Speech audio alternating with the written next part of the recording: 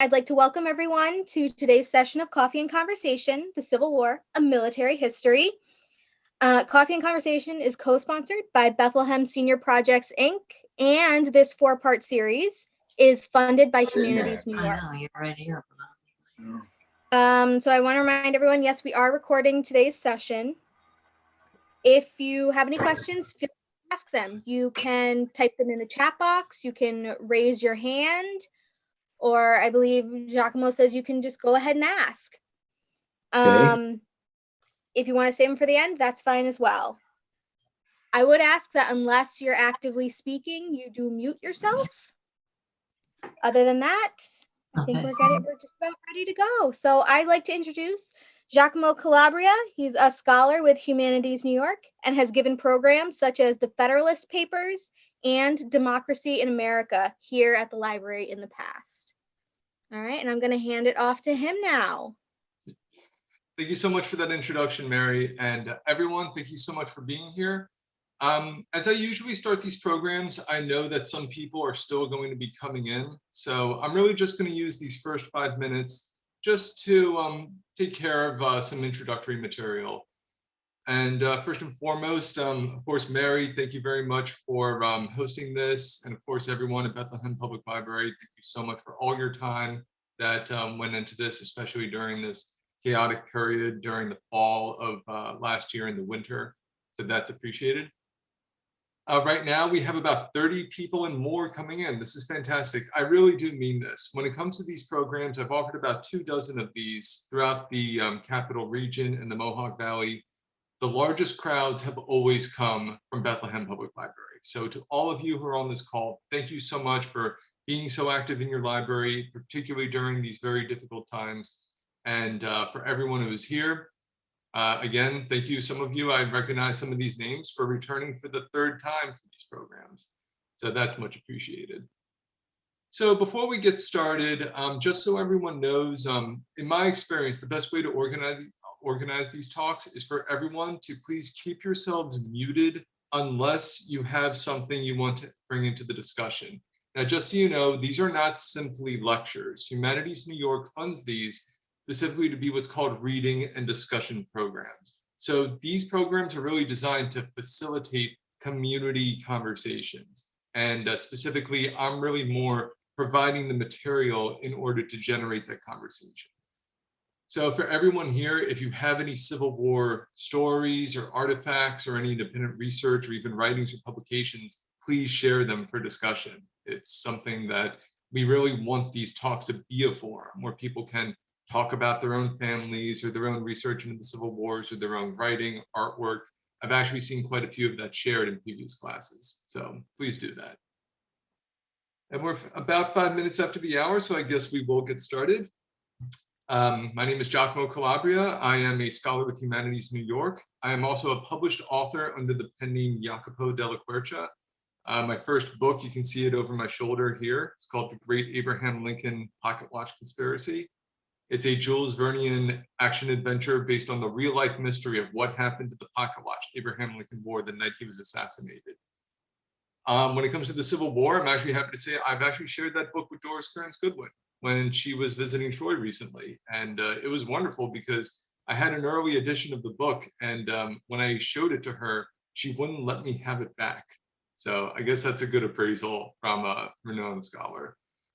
But when it comes to what we are offering, the Civil War, this is specifically going to be more of a military science perspective. The Civil War is such a huge event in American history, and when it comes to the Civil War experience, I usually offer these to focus more on the military science of the Civil War. I first offer these for the JROTC cadets at Albany High School, where I've been teaching for about 5 years. And they enjoyed it very much. I've since offered this at many other libraries and museums, and I hope you enjoy it as well. Before we get started though, my final question is for those of you who are here, again, we have about 30 people on this call. Before we get started, does anybody have any questions or requests about what they hope to learn or take away from these discussions? If you have any, please unmute yourselves and let us know, or feel free to drop it in chat.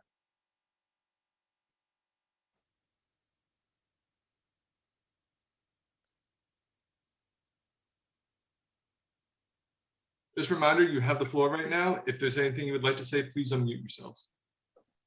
Okay, can you hear me now? Yes, I can. Okay, do you have a course outline available online that we can use to follow and make notes and so forth? That's an excellent question. We do have a syllabus for this program that was used when it was first proposed. Mary, do you have that syllabus? Is that online? It should be on the calendar. If you scroll down on the calendar itself, it should show you a PDF where you can access the syllabus. On the library calendar or a screen that we're on now? Yes, the library calendar. Yes, where you signed up for the program. It should show you a PDF for this class. Oops, my bad. Okay, thank you. I'll get it later. No problem. It's a very common question. Thank you for asking that. And of course, Mary, thank you for having that available for everyone. I do have one comment here in the chat from Dr. Mary and Maria Kiley. It says, one of the more interesting aspects of the war is how Lincoln became aware of Grant as a competent military leader. I agree. It's when it comes to General Grant in general, well, no pun intended, he truly is, in my opinion, one of the most underappreciated figures of the entire war. It really has not been until possibly the last decade that historians have really been reassessing him, and in my opinion, giving him the credit he deserves, not simply as a general, but also as a president. And make no mistake, he presided over an incredibly, unfortunately, corrupt administration, not so much on his part, but on the people that he surrounded himself with. But naturally, Ron Chernow, his recent book on Grant, which I actually have just over my shoulder, underneath, right by the lamp over there. I do highly recommend it if anyone is interested. With respect to Grant coming to the attention of Lincoln, I will actually say that there are better books than Ron Chernow's when it comes to that. Ron Chernow's book is an excellent biography of Grant as a person, but he will always acknowledge, and as any good scholar of Grant will say, the greatest book written on Grant is Grant's presidential memoirs, which are considered to be the greatest memoirs ever written by a president. And the case has been made that it's probably one of the greatest works of nonfiction in the history of the United States. I have no doubt that the library has copies of it. And it is worth mentioning when it comes to everything that we're going to be discussing in this class in terms of direct quotes, all of the material that I will be sharing is public domain. So you will be able to access it for free online. You can follow hyperlinks to it. But again, if you want any hard copies, just let me know. I am happy to recommend some books. As I said, when it comes to Grant in particular, any research on him, please read his memoirs. They are an American masterpiece that we should be so proud of.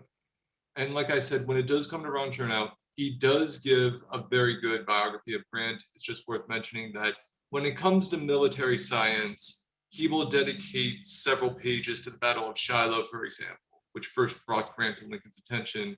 And the Battle of Shiloh could be its own book, and it has been its own book. Any other questions or comments before we begin?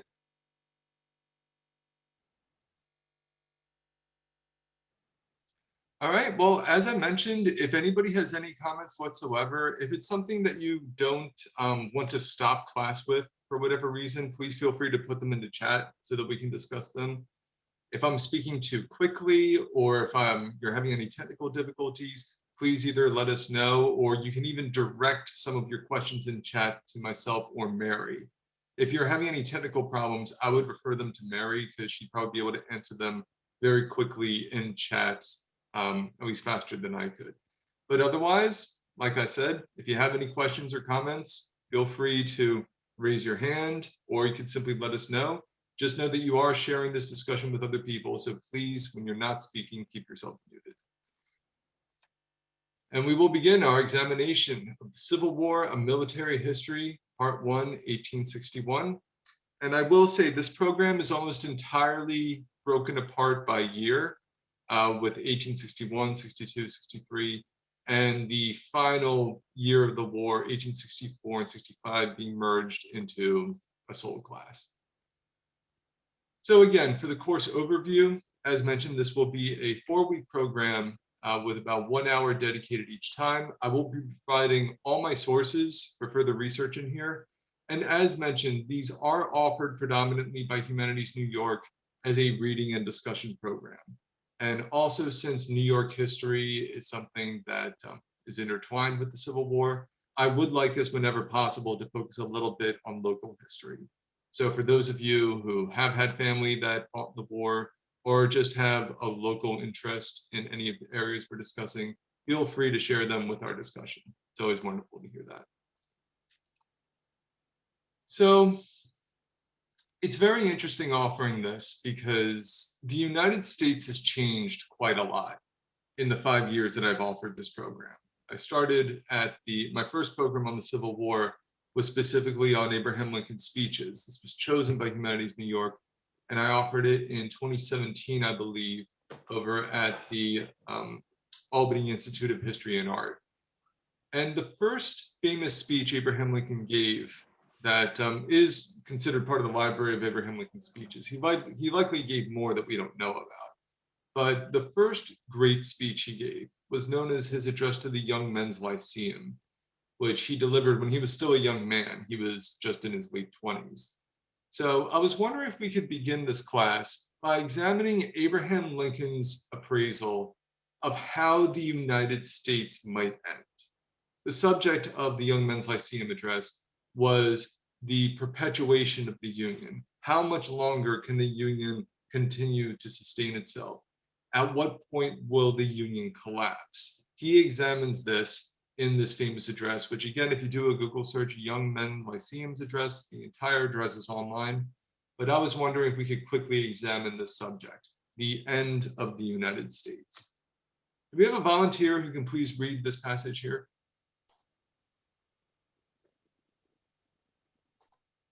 I can read it if you want. Please, thank you. So this is Lincoln as a young man. At what point shall we expect the approach of danger? By what means shall we fortify against it? Shall we expect some transatlantic military giant to step the ocean and crush us at a blow? Never.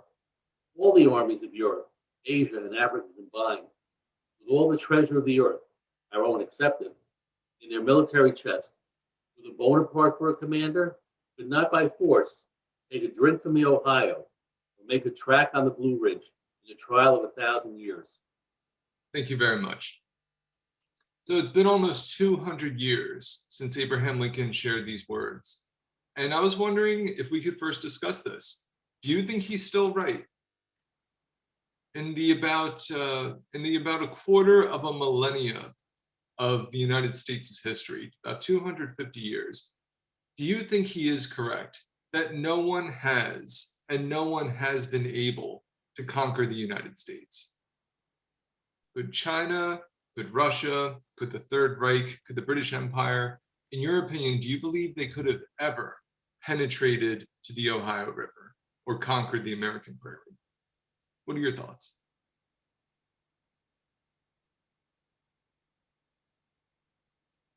Well, I don't think from without, but from within it's possible. Mm-hmm. I think our technology will always be better. And I don't think that it's going to be a threat from without the country, but perhaps from within the country. Mm-hmm. So without a doubt, when it comes to external forces, it's going to be a great military challenge to conquer the United States. We do occupy roughly half a continent. We're an incredibly diverse country. We have mountains, we have valleys, we have Arctic wastelands, we have tropical areas. We are an incredibly large country that would require an enormous military and technological undertaking in order to conquer us. So, as was mentioned over here, it's a little bit of a spoiler. Lincoln does go into the internal threats. I just want to really test this one last time. Does anybody else have any final comments on the external military threat to the United States? Does anyone believe that externally we are impenetrable? I'll volunteer a little bit, if I may. Please. I am concerned that the Chinese competence, particularly in outer space, And the fact that their Navy is now larger than our Navy, even though technically it's behind, suggests that there is a significant threat now to the integrity of our system. If China does prove capable of destroying our satellites with their already deployed capacity in space, they could essentially blind our army, not to mention our GPS and many aspects of our daily life, and render us vulnerable to their supersonic rockets, against which we have no defense so far. So I am concerned that we are in a state of increased vulnerability now. Excellent, thank you very much. It is actually fun to mention that Abraham Lincoln did have an interest in the sciences, including astronomy, to a lesser degree astrophysics. We do know because we have an excellent understanding of sources that Lincoln consulted throughout his life. And he did read books on astronomy, and it's worth mentioning, he's the only patented inventor to ever become president of the United States. I know that Thomas Jefferson, of course, was a prolific Renaissance man when it came to inventions. But unlike Abraham Lincoln, Thomas Jefferson did not preside over a technological revolution. Abraham Lincoln's appreciation for the sciences and also for the patent process allowed him to preside over a technological revolution in American history. So when it comes to things such as satellites, cyber warfare, the current technological challenges that we face right now, Lincoln, without a doubt, would have been very concerned about this, and he would have been very interested in that. And based on his own experiences of the Civil War, I do believe that if his approach to science and technology during the Civil War remained consistently today, he probably would be one of the figures like John F. Kennedy, vowing to go to the moon, vowing to do these great achievements. Because as I am going to show in this class, technologically, we essentially had a patented inventor reinventing American technology. That said, that is one of the great challenges that we do face in the world right now. So when that's the external threat that America has faced, continuing on this, Abraham Lincoln closes, at what point then is the approach of danger to be expected? I answer, if it ever reach us, it must spring up amongst us. It cannot come from abroad. If destruction be our lot, we must ourselves be its author and finisher. As a nation of free men, we must live throughout all time or die by suicide. Abraham Lincoln's address to the Young Men's Lyceum of Springfield, January 27, 1838. Any comments on this?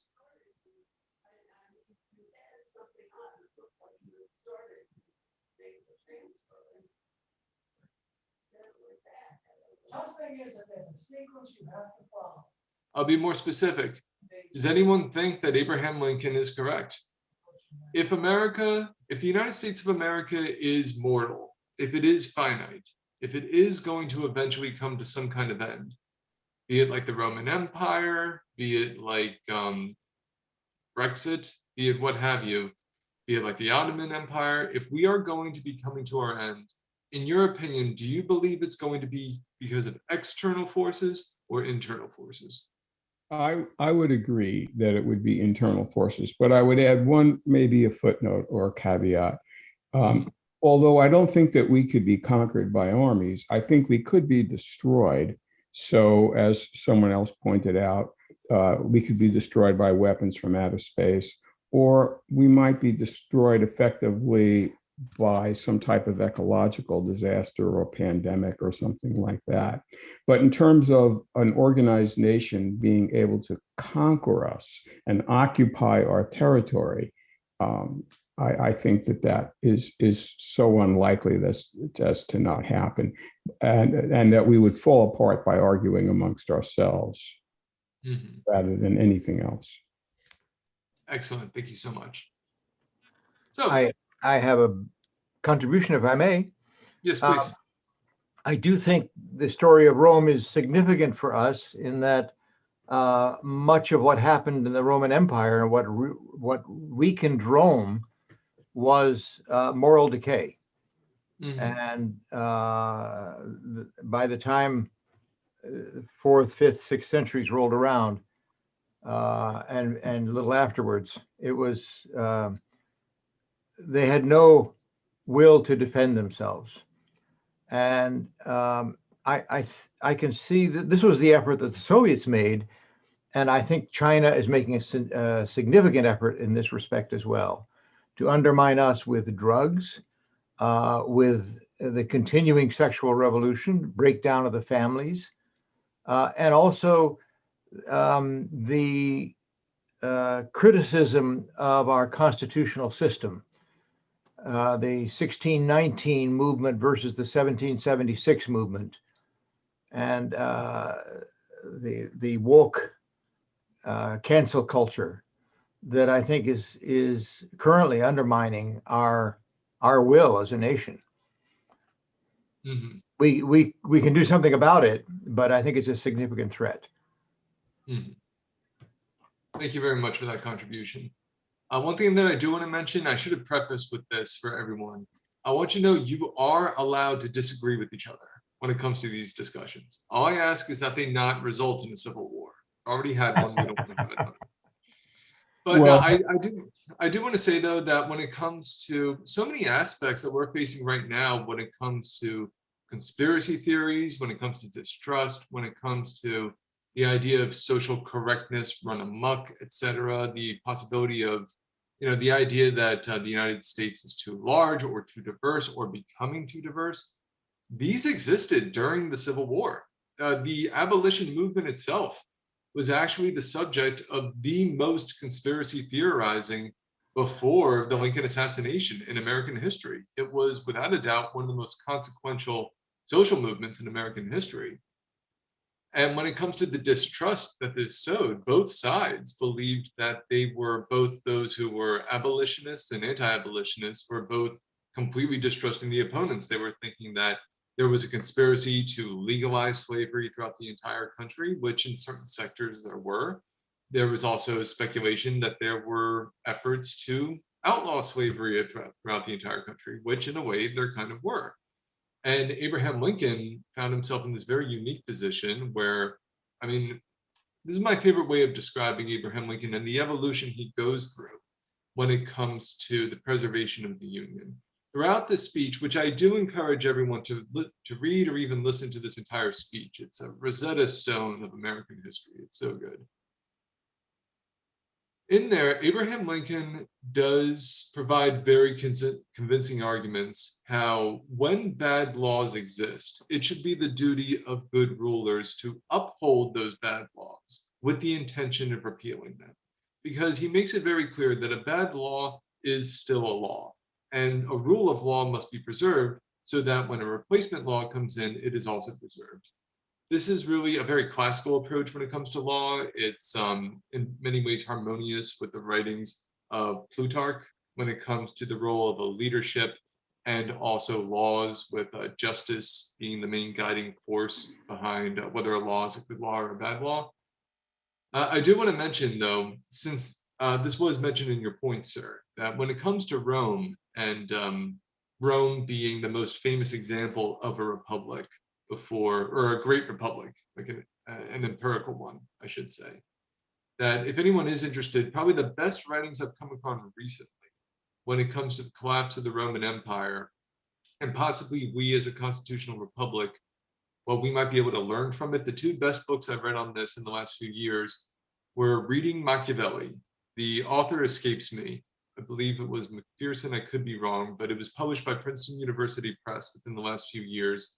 Reading Machiavelli, which is essentially an accessory to the writings of Niccolo Machiavelli, specifically with respect to his comments on Livius. There's an excellent essay in there on essentially the most persuasive article I've ever read on the collapse of Rome is in that book. And the author makes the very persuasive case that, at least according to Niccolo Machiavelli's research on the dialogues of Livy, that the main reason Rome collapsed was because of economic inequality.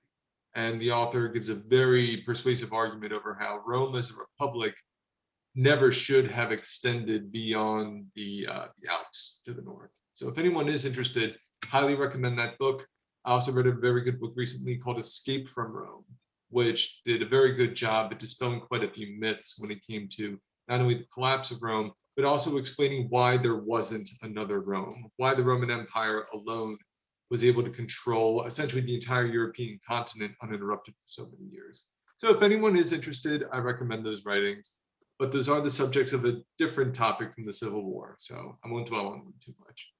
And I do want to mention, though, that when it comes to Abraham Lincoln, there's a fascinating story behind every photograph of Abraham Lincoln that I will be sharing throughout these classes. This one is famous for being Abraham Lincoln with the cleanest hair we've ever seen. You will never see his hair more in place than it is in this particular photograph.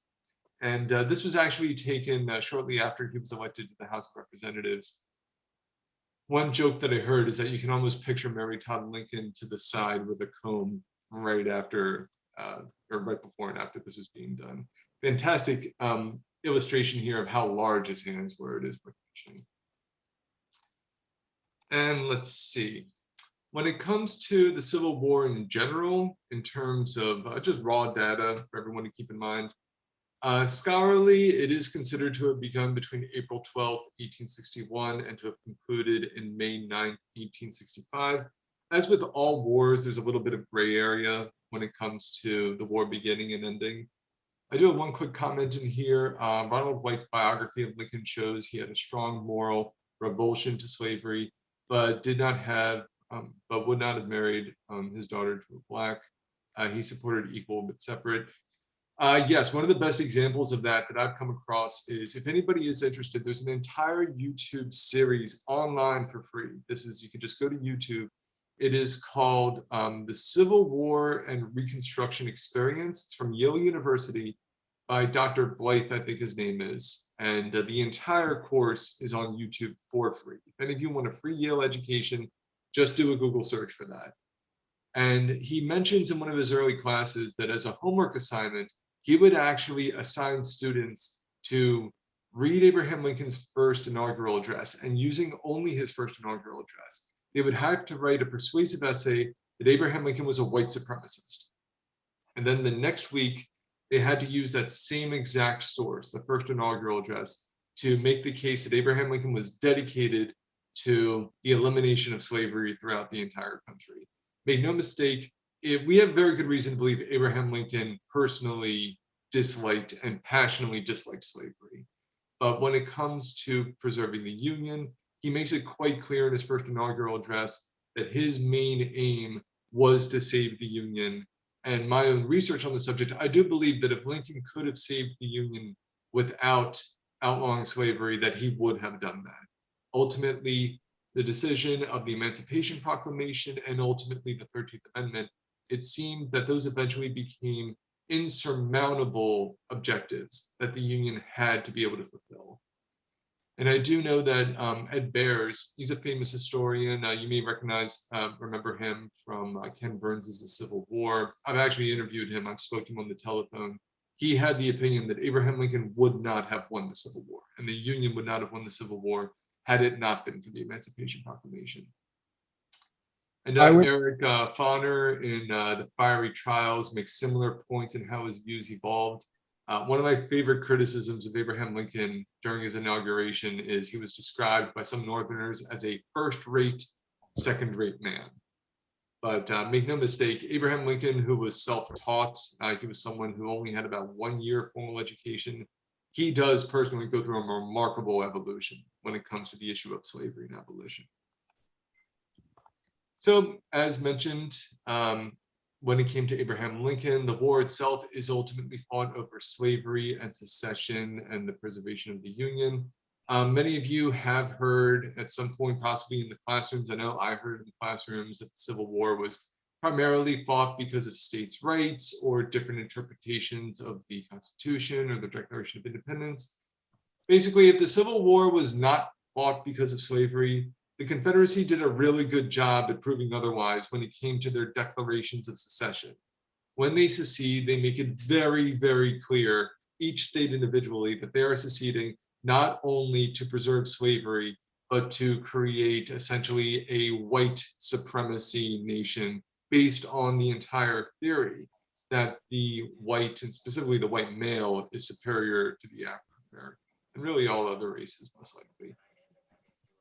The most famous example of this comes from Alexander Stephens, the Confederate vice president, in what's known as his Cornerstone Speech. Notice the date over here, March 21st, 1861. So this was delivered right before the opening shots of the war at Fort Sumter. He writes, "Our new government is founded upon exactly this idea. Its foundations are laid. Its cornerstone rests upon the great truth that the Negro is not equal to the white man, that slavery, subordination to the superior race, is his natural and normal condition. This, our new government, is the first in the history of the world, based upon this great physical, philosophical, and moral truth." I want to make this concretely clear. This is not an aberration from the views of those who seceded during the Civil War. There were Southerners who personally did not like slavery. There were Southerners who liked slavery but opposed secession. When it came to those who favored secession and slavery, there's a reason why the speech is so famous. This is one of the best examples of what the Confederacy was trying to do with their secession. And I just want to acknowledge there is another comment in the chat for anyone is interested on Abraham Lincoln's views, and possibly a little bit difference between his personal opinions, probably more progressive than he would publicly declare. And this has been the subject in Dave Reynolds' new book, Abraham Lincoln's in His Times. We will revisit that in a little bit more detail in a few minutes. So when it comes to the reasons for the Civil War being fought, and I want to make no mistake, there are individuals who are much more consequential to the war being fought, in some cases, than generals or presidents. John Brown plays an enormous role in the Civil War. And in Ken Burns' The Civil War, John Brown is actually considered the single one most responsible person for the Civil War being fought. And that, again, I have spoken to Ed Bears about that. He maintained the opinion that John Brown, more than any other single American, is the major reason why the Civil War was fought at the time that it was and under the circumstances that it was. When it comes to how the Civil War is remembered, when it comes to its motives, its origins, what have you, does anybody want to use this opportunity to offer their own thoughts or their own experiences when it came to why the war was fought, specifically how you have been taught it? I would say that growing up in New York City in the 50s, we were taught that the cause of the Civil War was slavery. And that was the primary cause of the war. And as I got older, I heard a lot of other stories about why the Civil War may have been fought, and I never really quite believed them.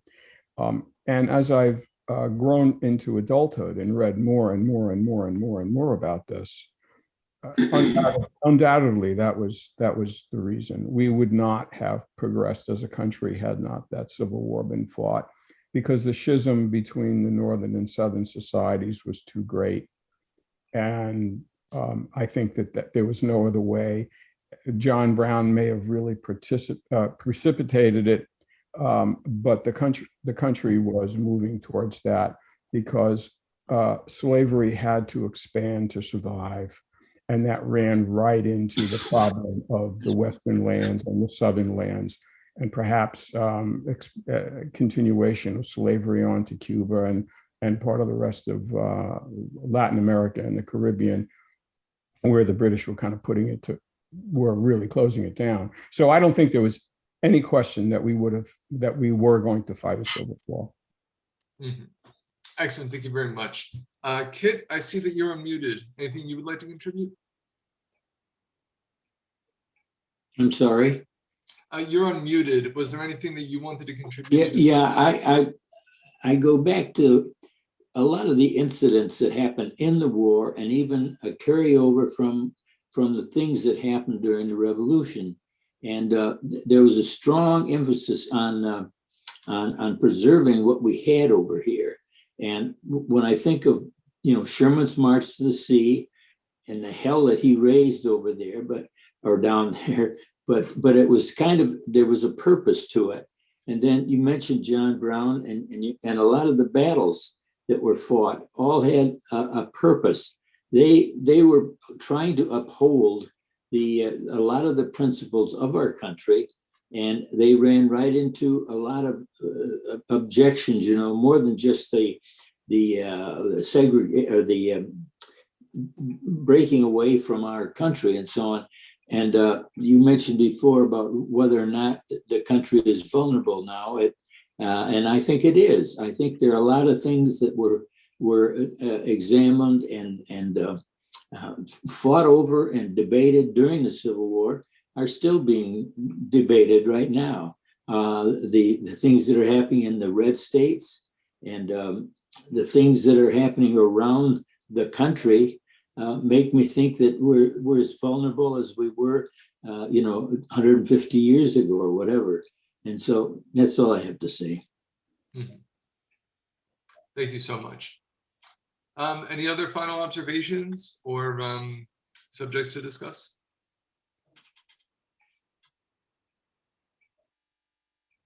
Well, until then, I hereby submit to you the Cornerstone Speech by Alexander Stephens. The next time you find yourself in any kind of disagreement when it came to why we fought the Civil War.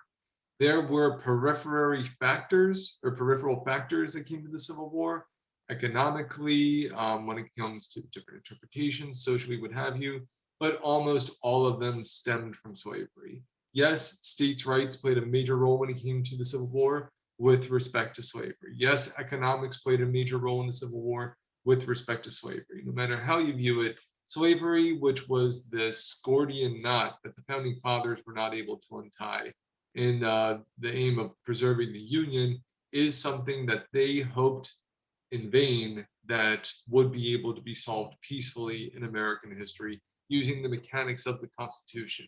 It was not. They had essentially a compromise when it came to it, and that was designed to really keep slavery where it was in the southern states. But all that came to an end with the Kansas-Nebraska Act and with the attempts to expand deeper into the present-day Louisiana territory and allow slavery to expand. That completely threw away the idea of keeping slavery where it was and ultimately led to debates over the spread of slavery and ultimately the Civil War.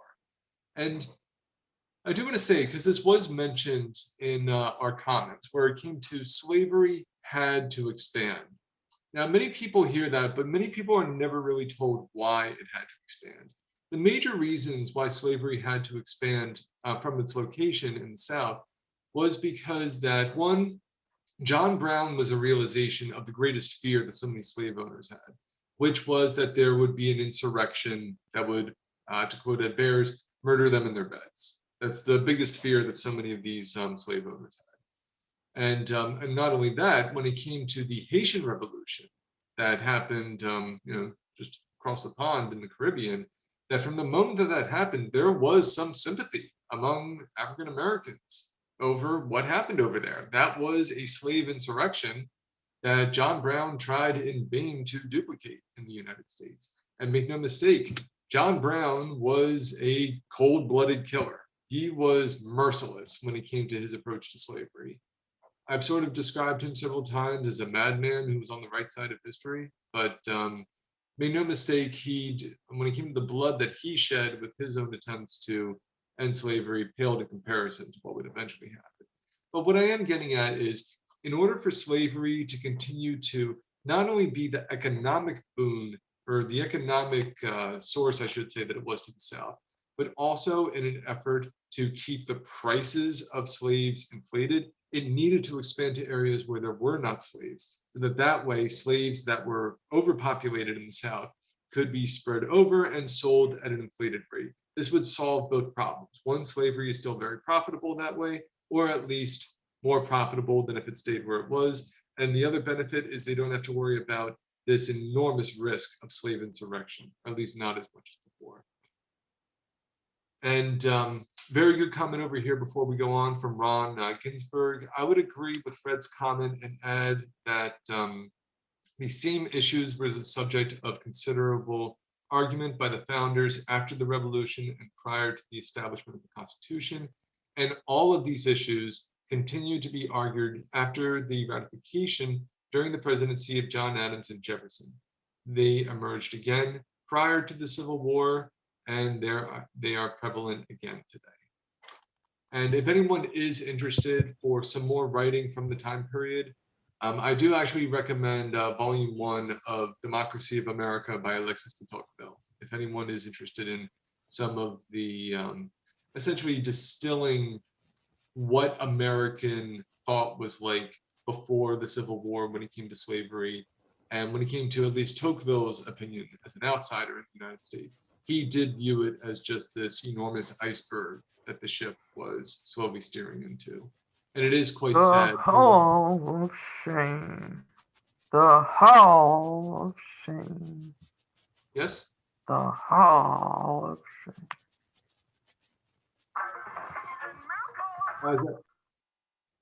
Sorry about that. So moving on. So let's see. Yes, fought over slavery, secession to preserve the Union. It has been described as the first modern war in history. Some people think that that should be reserved specifically for the Crimean War. When it comes to the American Civil War, at the very least from a military perspective for the United States, this was the war that turned the United States from essentially the very disorganized and in some cases still borderline militia-like military that we had before the war to becoming a really unified fighting force, at the very least for the Union with respect to the Confederacy. The Confederacy was still very amorphous. To this day, we don't even know exactly how many Confederates fought in the Confederate military. But when it comes to the Union, we are going to be covering in detail the technological as well as military science revolution that the Union goes through during this time period. We're going to be seeing the first massive transportation of troops using rails. We're going to be going through the first ironclads, the first machine gun in history. So much of this is going to be happening during the Civil War. We have one question now. To what extent did technology in manufacturing cotton make slavery less essential to the Southern economy? Interesting question. The answer is actually a little bit the opposite. What happened was slavery was something that was actually not as, it was something that became much more profitable after Eli Whitney produced the cotton gin. The cotton gin allowed for cotton to be able to be refined and produced much more rapidly than if it was done by hand. Now, I believe, I don't know if this is apocryphal, I've heard that the cotton gin was actually supposed to make slavery obsolete, but the truth is the exact opposite. The cotton gin made slavery a lot more profitable, and essentially, for a brief period, turned it into a boom economy for the Southern states during the time period. So if it wasn't for the cotton gin, there is a possibility that slavery would have probably remained localized to the South, possibly even been either outlawed or possibly even gradually eliminated on its own if it wasn't for that.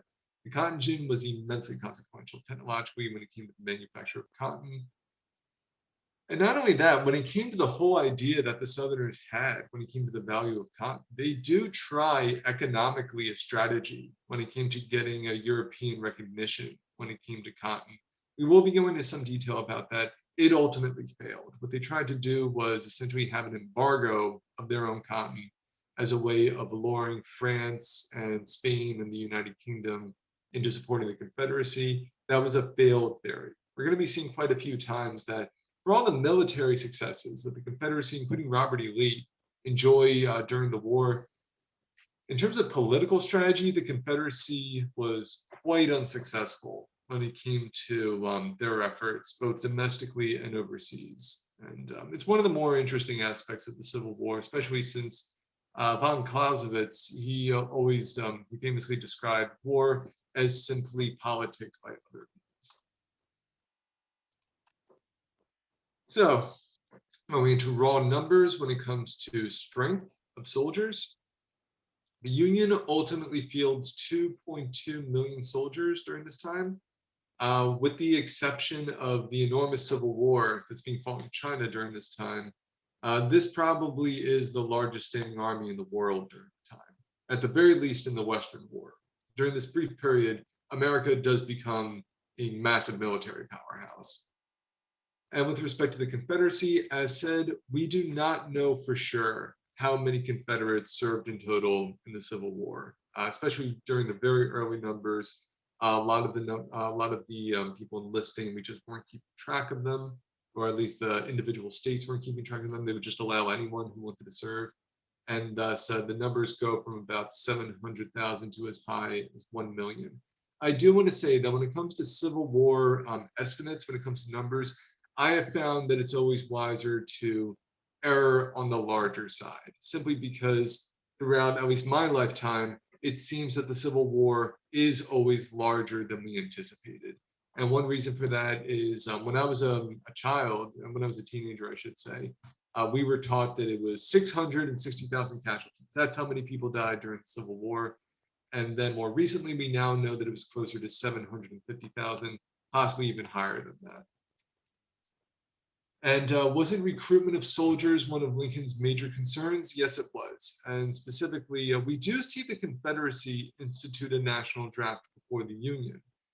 But when it comes to the recruitment of soldiers in the very beginning, this was a major challenge for Abraham Lincoln, especially during this very fragile period in the beginning, where Lincoln was afraid of hemorrhaging officers as well as states from the Union during this time period. It's worth mentioning that Robert E. Lee was personally requested by the US military to assume command of our forces. He had just served as the presiding officer in Virginia during the John Brown raid. So he was someone who was personally recommended by General Winfield Scott to take command. And he was one of so many soldiers the Union loses during the war very early on. So yes, the recruitment of soldiers was one major issue for Lincoln. Another major issue was the reason why they would be getting soldiers. And this is a major reason why, or major factor when it came to emancipation and slavery. That when it came to the reason for fighting the war, in the first few years, there were many, many more Northerners and Westerners, I should mention, who wanted to fight to preserve the Union. There were much fewer who wanted to enlist to eradicate slavery, and there were even fewer who wanted to fight for suffrage for African American men throughout the country. And this is ultimately one issue that when it comes to the recruitment and the conscription of soldiers during the last 3 years of the war, that becomes a major problem for Abraham Lincoln, both personally and politically, as well as militarily.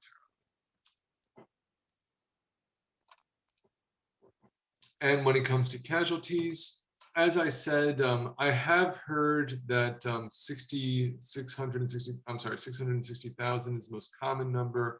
We now most likely think it's larger than that, but when it comes to the dead, for the Union, it was about 365,000 dead. When it comes to the Confederates, about 290,000 dead. Again, it's most likely higher than that. These are the more official numbers, most likely closer to about 250,000. I wouldn't be surprised if it was even larger than that, closer to 800,000. But when it comes to those numbers, these are basically very historically fair guesses. But as with any major movement of men or women in history, when it comes to migrations, when it comes to disasters such as the Holocaust, the true numbers are almost always going to be lost to history, unfortunately. So very quickly, I do want to wrap up with a little bit of a synopsis of the United States during this time period in history. So you can see over here the 11 states that secede and form the Confederacy. It's worth mentioning that the Confederacy themselves, they viewed certain areas as part of the Confederacy, even though they never secede. Missouri and Kentucky, for example, they actually get stars on many Confederate battle standards, even though they never formally secede. And also some of the southern New Mexico territory would actually be claimed by the Confederacy, and there would be fighting over there, even though ultimately it was more disputed territory than part of the formal Confederacy. And lastly, look at Virginia. Take a good look at Virginia over there, because Virginia is not going to look that way when the war is over. This is the end of the original Virginia that we saw during the Revolution. Afterwards, eventually, West Virginia and the Appalachian area would be seceding from the state itself. And I have this one visual over here just illustrating the immense difference between the North and the South when it comes to population, and also when it comes to the recruitment of soldiers, the potential pool of soldiers that they have. You can see over here that the North outnumbers the South 2-1 when it comes to population. When it comes to factories, outnumbers them 5-1. Worth mentioning that it's not simply factories, but the types of factories, like so many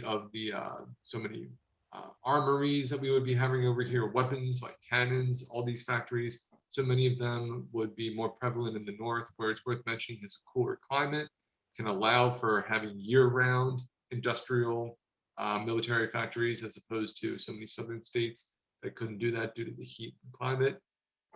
North has more railroads, more bank deposits. A fascinating advantage that the North has that is very seldomly discussed is the arrival of California gold throughout the entire war through South America, that was able to bring gold, that was able to keep the Union economy pretty robust during the war. They do suffer a major problem when it comes to counterfeiting, which was actually an effort that the British used against us during the American Revolution, where you would pump your opponent's economy with counterfeiting. And I believe during the time that Lincoln created the Secret Service during the last days of his life, or signed the laws that enacted the Secret Service, I believe reading that as many as 1 out of every 3 greenbacks in the United States were counterfeit bills. So that does become a problem.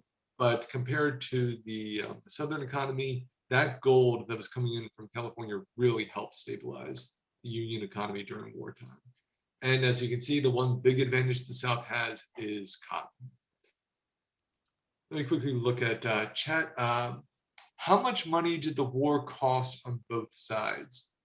I have seen estimates when it came to the total destruction of damage, property. I mean, one of them, it's probably impossible to calculate how much money the war cost with respect to the people at the time period, because there would be the debate over what were the value of the slaves that subsequently were freed.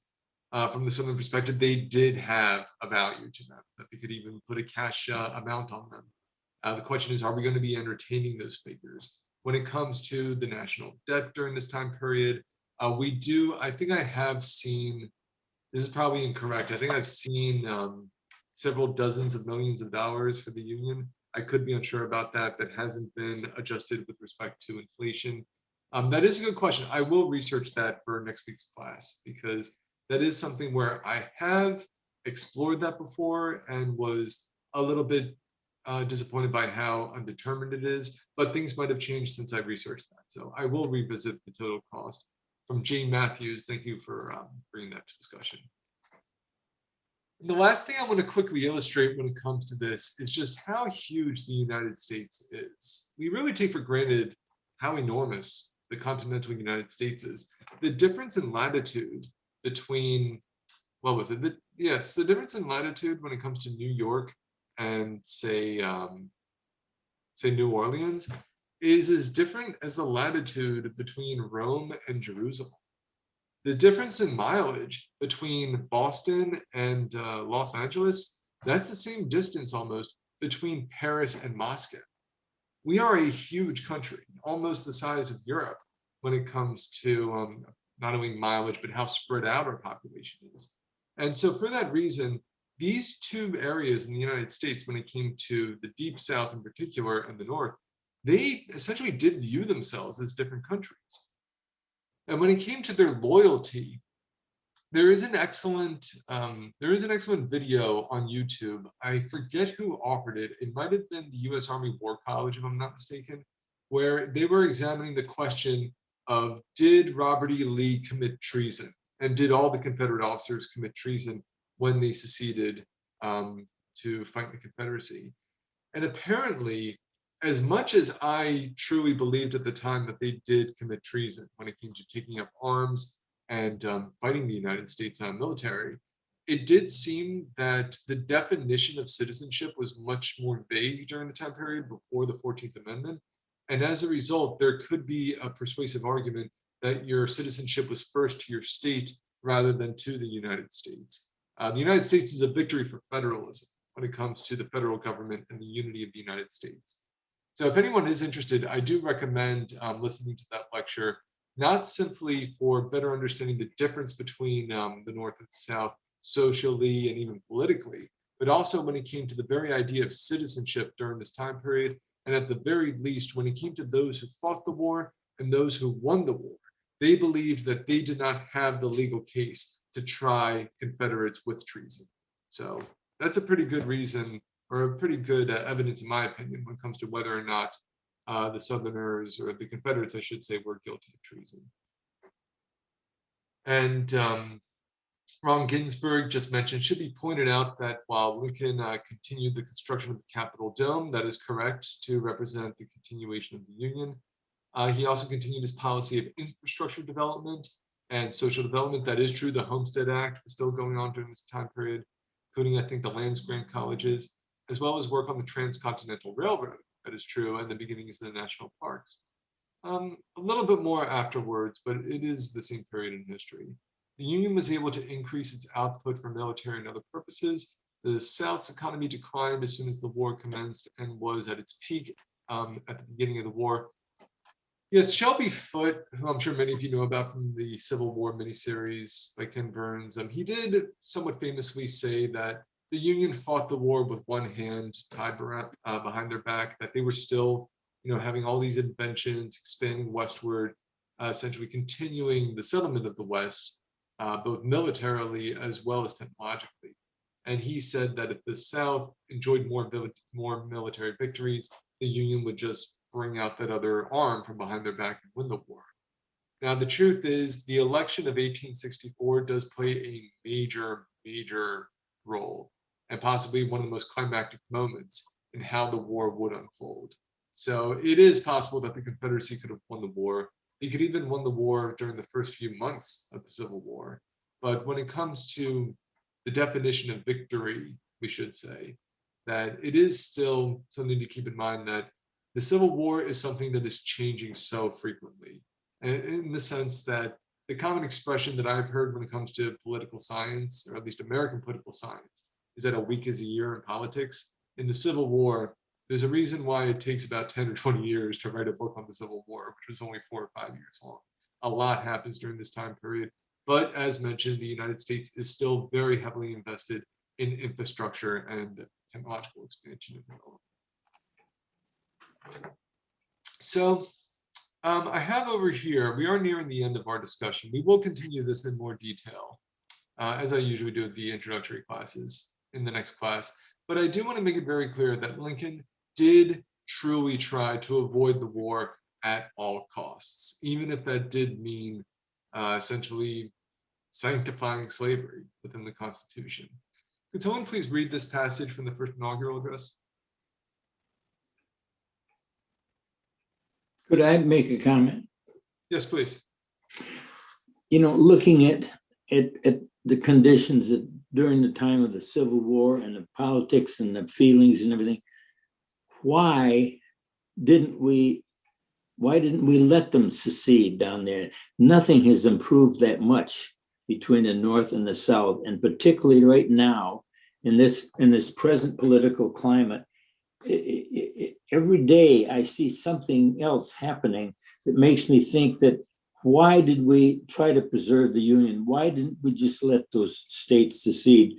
They apparently don't care much anymore about our federal system and our voting system and everything. In my simple way, I really feel like we'd be all better off, including the North and the South, if they seceded, if we let them go, if they formed their own type of government that they seem to want so badly, rather than what we have as a nation.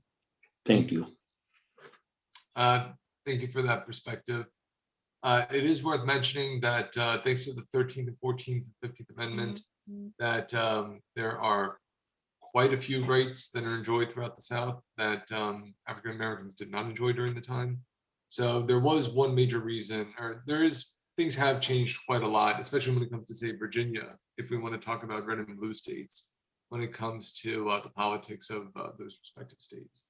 But when it does come to the question of preserving the Union, it is worth mentioning that for the safeguard of that enormous country that I was just showing you, that it is advantageous for their own self-defense to remain a unified force, because secession can lead to further secession. There were efforts by the Northwestern states to possibly secede and form their own union.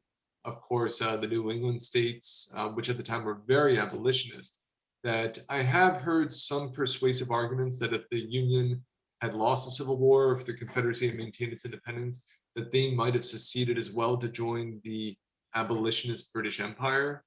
So there are many reasons for the safeguard of the United States, and also to maintain their dominance of the North American continent for the preservation of the Union during this time, even at the expense of immense bloodshed. But do have one thing that was mentioned here in the chat from Shelia, an excellent book on a West Pointer's view of the subject of treason by the West Point graduates who left for the Confederacies, Robert E. Lee and Me, A Southern Reckoning with the Myth of the Lost Cause by Ty Sidul. I'm probably mispronouncing that.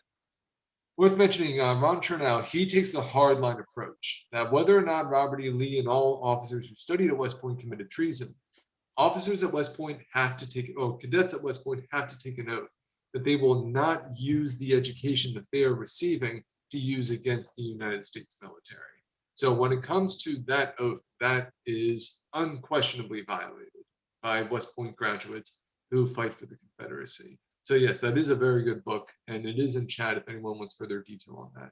So please visit that as well. But as mentioned, when it comes to why the war is being fought, why preserve the Constitution, Abraham Lincoln himself gives his own reasons for it, as mentioned here in his first inaugural. Again, can I please have a volunteer please read this passage before we part? Okay, I'll read it. Thank you, please. There needs to be no bloodshed or violence, and there shall be none unless it be forced upon the national authority. In your hands, my dissatisfied fellow countrymen, and not in mine, is the momentous issue of civil war. The government will not assail you. You can have no conflict without helping yourselves, the aggressors, without being yourselves the aggressors. You have no oath registered in heaven to destroy the government, while I shall have the most solemn one to preserve, protect, and defend it. Excellent, thank you very much. When it comes to the first inaugural, and again, Abraham Lincoln takes incredibly, almost completely conciliatory approaches to the South.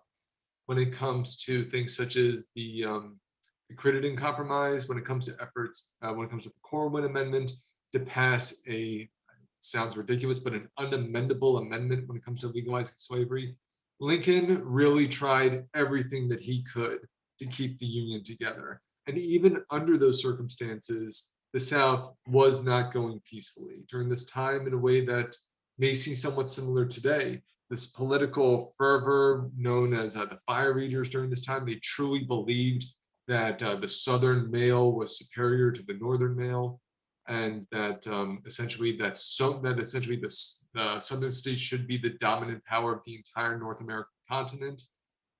As has been mentioned, there were slavery advocates who wanted to expand the Confederacy down into what was known as the Golden Circle, encompassing everything from the Appalachians, going down south to the northern half of South America, to present-day Venezuela, Colombia, northern parts of Brazil.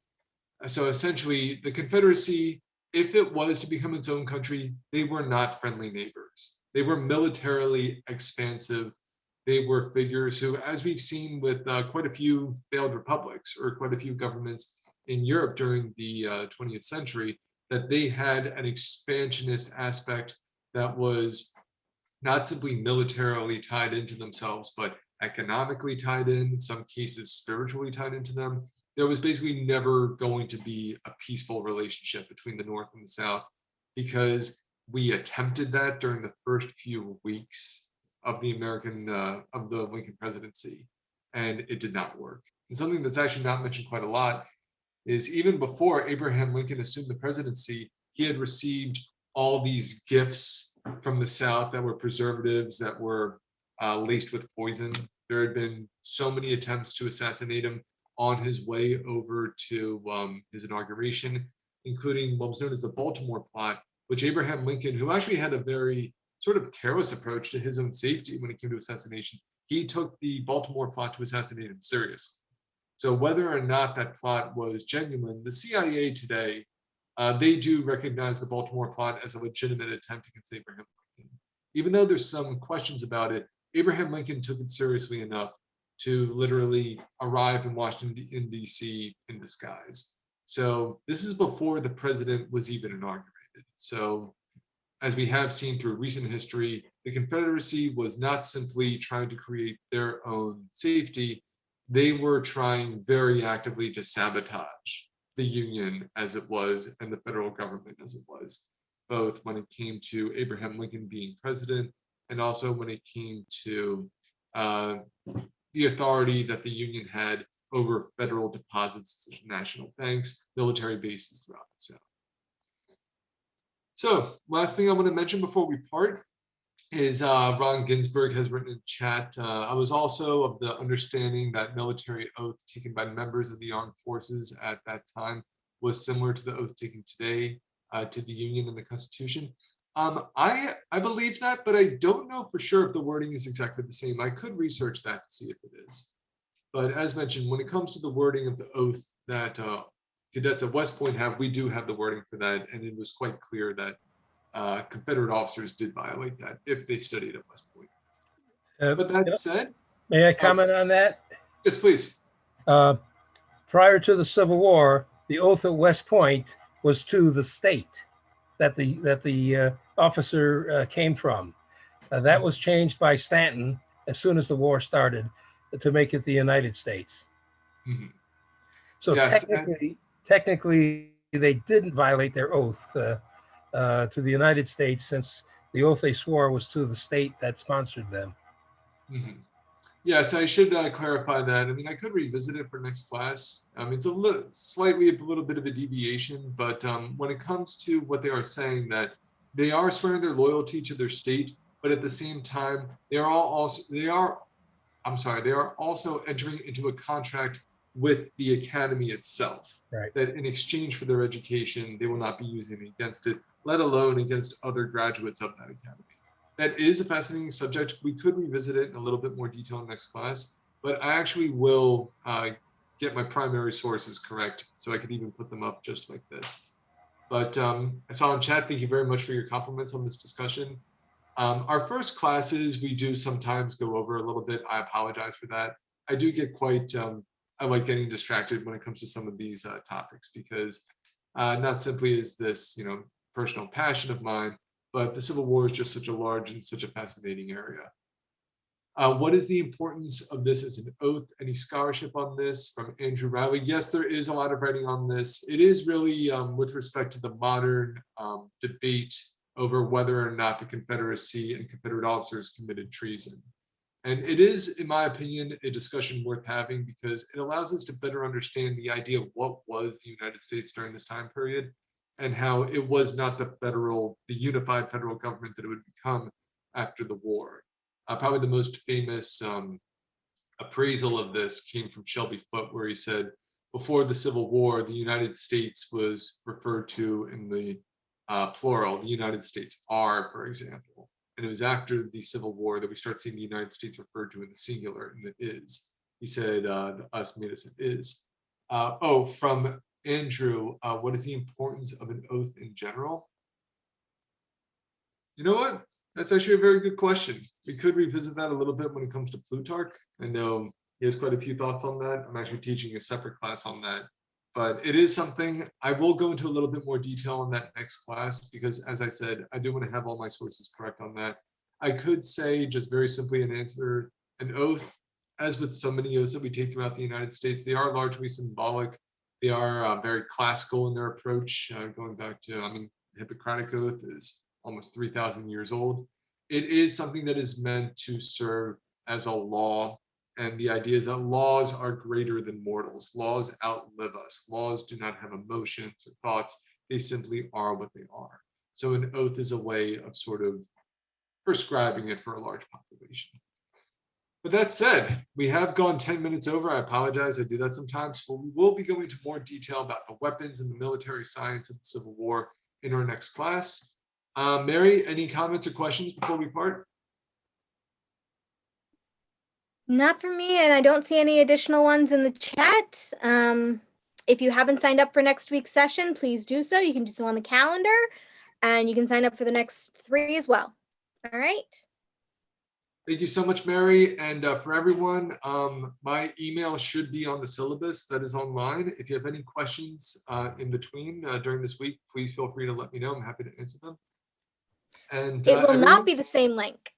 oh, It it'll will be a not be the different- same link as this time. No, each one, each meeting has its own unique link, and I'll be sending those out at least once, if not twice, each week. So I should send it out on a Wednesday and then again on Friday. No, you're not automatically signed up for the whole series. We tried doing that in the fall and it did not go well. We had a lot of issues. So we've set each one is its own program, its own session. So you do need to sign up for each one. Thank you so much. And to everyone who's here, thank you so much for your kind attention. I know it's a beautiful afternoon, and thank you for spending some of yours with mine. I hope you enjoy the rest of your afternoon, and I hope to see you again in a week. Thank you all.